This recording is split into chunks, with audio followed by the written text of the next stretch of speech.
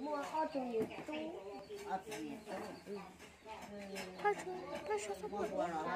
làm nhiều ta bé trong mình để ta gái mình tu tại có nhìn lại trái nhiều hỏi từ câu trên mua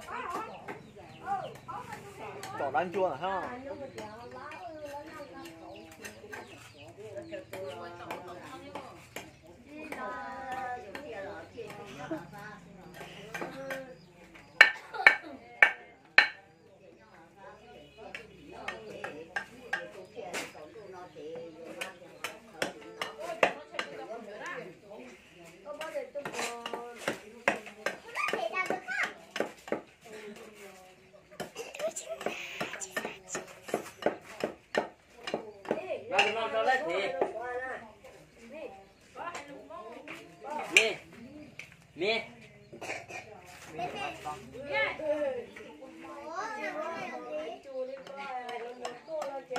Bánh. Mấy đứa chính xác. Chừng nhai. Bánh dày.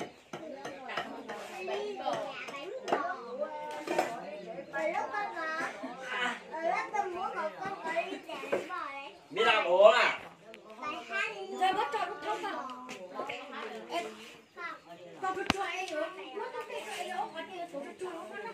Ai đấy? Ai đấy? Cầm chân phố rồi, trôi luôn. Để đập bôn.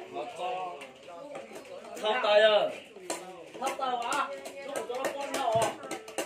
Cho lẩu chua, cho nó chút quả này. Cần. Cái còng thôi đấy, mất bỏ. Chính xác. Cho tổ này, chúng ta muốn cầu kia rồi. Nào chú Tư.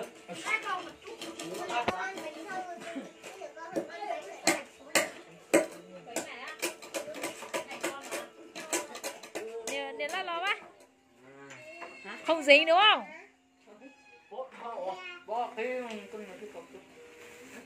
Đấy, thứ hai. Có tí sao đó. Có đấy chính ra.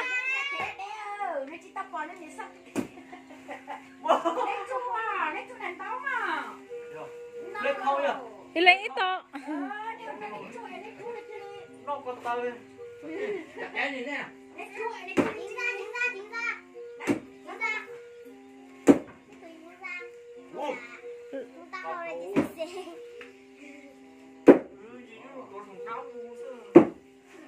Yo, tụi chọn này à em không lệnh tuổi chơi ha, tao không lùi đâu.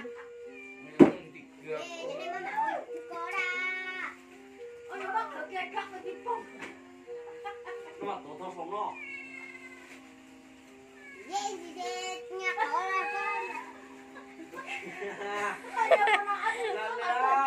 Chào có lệnh tuổi chưa? Tổ thao phóng nó.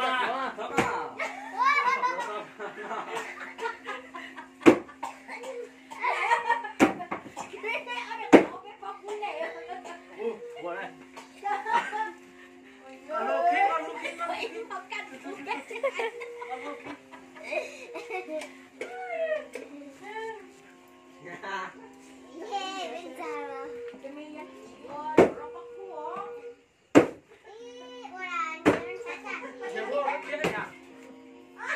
Muốn giao khi khó nè.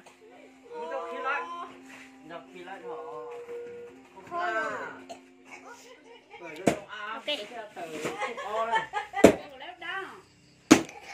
Hãy quên cái Quên chúa. ha ha ha ha.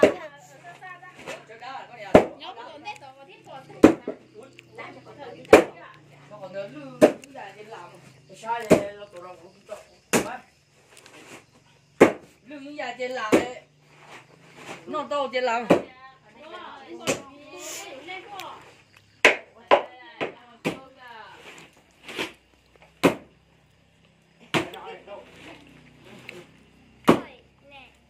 Thôi chính ra đi, chính ra.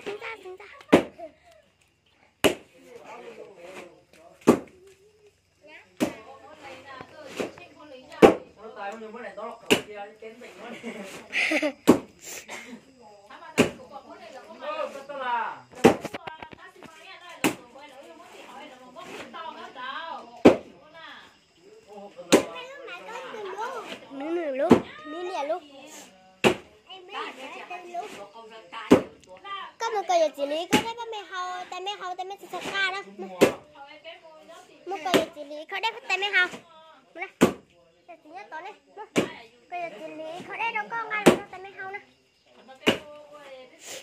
mỹ đi bảo ông lấy nó cho cô uống đi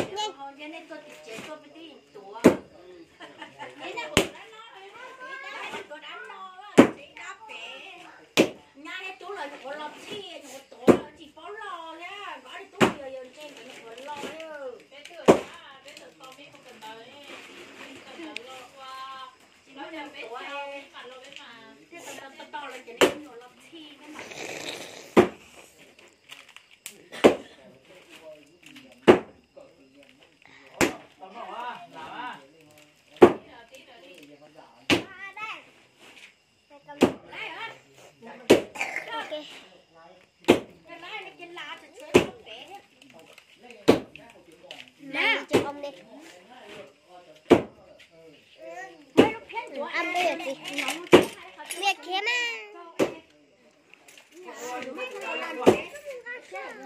tại mấy chị coi phim mà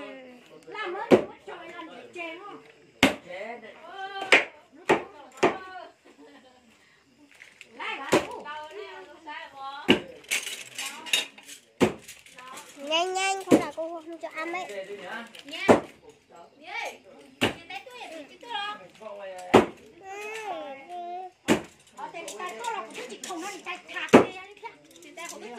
kia có chỉ làm gì luôn đá con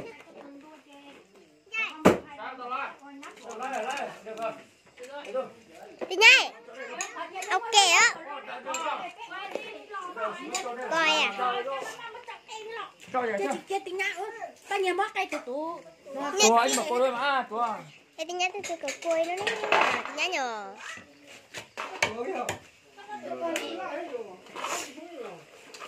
Cô những con qua xe nó say xe.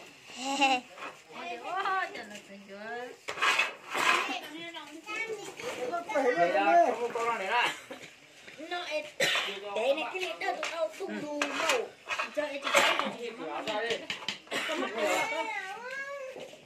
Chỉ có để nói chuyện để rõ liệu cho nào. Thế có chỉ có hai mình đâu à? Hai mình. Con chỉ có lần nào uống chỗ nó. ăn đâu rồi À cho em đi à. Giật tay có đồ lỗ. chào đó Gì cũng thế đấy. chắc là có cái thứ Rồi tiêu đủ ra. cái của này nó đây Cô cho nó cao nó mà. Ô, con một cái hỏi này. Ô. Cái thứ mồm mồm. ha cô phi nữa chúng ta Cô đi đó, cô đi đó.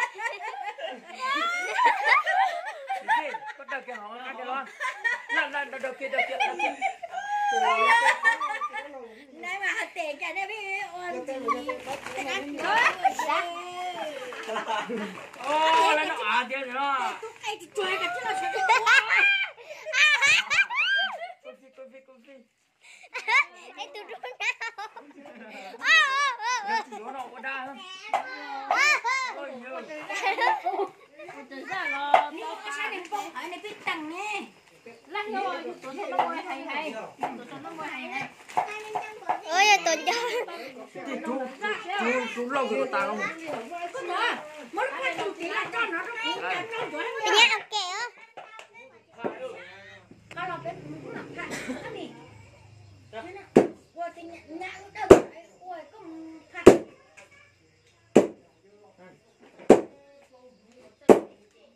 trời xào không lịch tôi đừng dọn hết sao chỉ tranh vậy là cái nó tất cả là không cái Mua chủ ra có tổ kê đâu. Đang là gì? cho rồi tôi đã sáng như xả luôn nha ừ Sợ đâu.